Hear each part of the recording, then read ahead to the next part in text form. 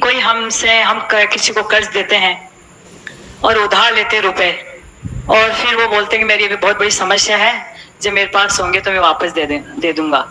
और फिर उसके पास सब कुछ हो जाता है, देने का मन ही नहीं करता और नहीं देता है, तो देने वाले को कितना पुण्य लगता है और लेने वाले को क्या मिलता है? बहुत बड़ा पाप है। जैन दर्शन में इसे चोरी, स्पष्ट चोरी कहा है। न्यासापाहार, दूसरे की दी हुई अपन की मुसीबत में इतना बड़ा पाप है। हमारी मुसीबत में किसी ने तो कोई चीज दे दी, उसने पैसा दे दिया, और बाद में मुसीबत टलने के बाद भी उसने नहीं दिया, तो उस व्यक्ति को ऐसे कर्म का बंद होगा कि भीख भी नहीं मिलेगी। किसी दुकानदार के यहाँ से उधार लाए तुम, सेठ जी उधार दे दो, अभी पैसा नहीं है। सेठ जी ने कितना उपकार किया तुम्हारे ऊपर, कितना उपकार किया कि उसने उधार दे दिया कि जाओ भाई पैसे कल दे देना, अभी अपना काम चलाओ, ऐसा भली देर कम कर लेना। लेकिन किसी ने यदि उधार माल दिया है, उसकी उधारी तो जैसे बने तैसे चुराना, जमीन जायदाद बिक जाए, मजदूरी करना पड़े, लेकिन किसी ने उधार माल दिया है, उस उधारी का पैसा तो मजदूरी करके चुकाना, मजदूरी करके। वो उस चोर से भी महा डाकू है, जो चोर रात में आकर के तुम्हारी तिजोरी तोड़ के ले गया। उस चोर से भी महाचोर है जो उधार ले गया, पैसा ले गया, उसने दे दिया, पहले गिरवाया, साहब मैं बहुत परेशान हुआ, आप लाख रुपया दे दीजिए, हम लौटा देंगे, सब किया, और बाद में नहीं लौटा रहा है, तो उस डाकू से भी महा डाकू ये है। और इसके तो ऐसे दिन आएंगे, ऐसे दिन आएंगे कि इसको भीख भी नहीं मिलेगी, और समृद्ध भी हो गया, हाथ दे भी सकता है, नहीं देना।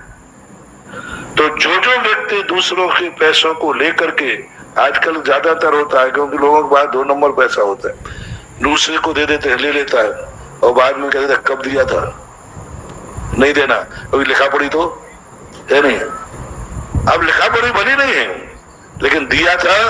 आप उसके यहाँ बैल, घोड़ा, नौकर, दास बन करके चुकाना पड़ेगा, लेकिन चुकाना पड़ेगा।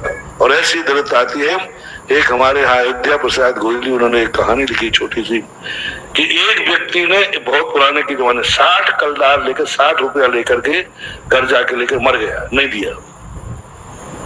अब मर गया, वो मर करके वो बैल हुआ, तो उसको 60 रुपया उसके देने के लिए उसके यहाँ बैल बना।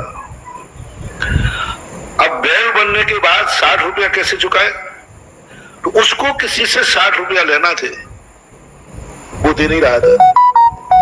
तो वो बैल जो रास्ते में चलने वाली गाड़ियां होती है ना, लोहड़िया, लोहार वगैरह जो कबाड़ चलते हैं, तो उनके बैल बना, और बैल बन करके उस गांव में गया। अब जिसके पास यहाँ वो बैल बना था, उसको तुरंत बच्चा बीमार हो गया, बच्चा बीमार हो गया। अब उसके पास कुछ था नहीं, तो जो बैल था उस बैल को बेच दिया। तो बैल को बेचा, उस गांव में बच्चा बीमार हुआ, 60 रुपए की जरूरत पड़ी, ब्याज से जो भी बिका हो, और उसके बाद वो जिस गांव में बेचा, तो एक सेठ ने ले लिया उसका, उसने ले लिया, 60 रुपया उसको दे दिए, और जैसे ही 60 रुपया लिया, उसका बच्चा ठीक हुआ, वो चला गया, और दूसरे दिन ही उस बैल का कोई उपयोग नहीं कर पाया, रात में सांप ने काटा, मर गया। अब बोलो, अब वो कहता है कि कहा वो मेरे कितने भाग्य थे, बेचने के बाद मरा, कल अपने यहां होता तो मर भी जाता 60 रुपया। और वो सेठ कहता है मेरे कर्म फूटे थे, एक दिन पहले खरीद लिया। अब देखो, उसका देना था, उसको लेना था, उसके यहाँ बैल बना, बच्चे बीमार हुआ, 60 रुपए में बेचा, उसके 60 रुपए वापस आ गए, और उससे 60 रुपया लेना थे, तो उसके घर में गया और मर गया, 60 रुपए ले लिए। अब बोलो, 60 रुपए में जब इतनी बड़ी कहानी है,